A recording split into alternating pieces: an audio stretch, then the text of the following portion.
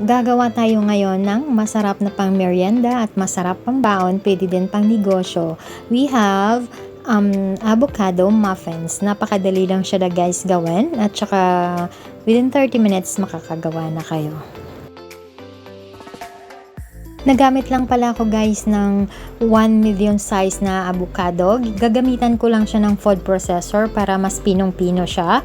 Pero kung wala kayong food processor guys, pwede nyo namang gamitan siya ng tinidor lang. Imamas nyo siya ng tinidor. Pero make sure na pinong-pino siya para mas maganda siya pag ihalo natin mamaya sa muffins natin. Para wala siyang may nagbuo-buo. Para pantay-pantay yung lasa niya. Which is hindi naman tayo gagamit mamaya ng any food coloring. Kaya para mas maganda, pantay-pantay.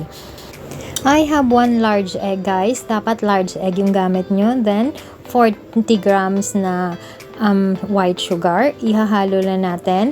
And I have 20 ml ng oil. Pwede din naman siya yung melted butter. 20 ml din siya. Then tsaka natin ihalo yung ating na-mash na avocado. Dapat halong-halo siya guys bago natin ihalo yung dry ingredients, which is 140 grams cake flour, 1 teaspoon baking powder, 1/4 teaspoon baking soda, and 1/4 teaspoon ng salt to balance the taste. Dapat haluin siya natin, pero hindi naman siyang sobrang halo kasi pag na-overbeat siya, titigas na yung muffins natin.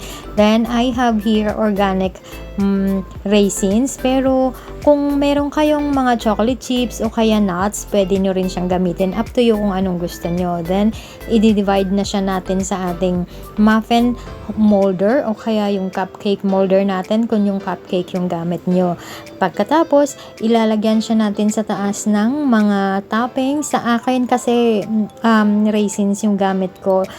Pero pwede nga lang din kayo gumamit ng almonds, pecans, cashew nuts, chocolate chips, any lang kung anong gusto nyo. Then, i-bake siya natin ng 180 degrees preheated oven for about 25 minutes. And this is what it look like. Napakaganda siya guys at saka madali lang siyang gawin, hindi siya hassle.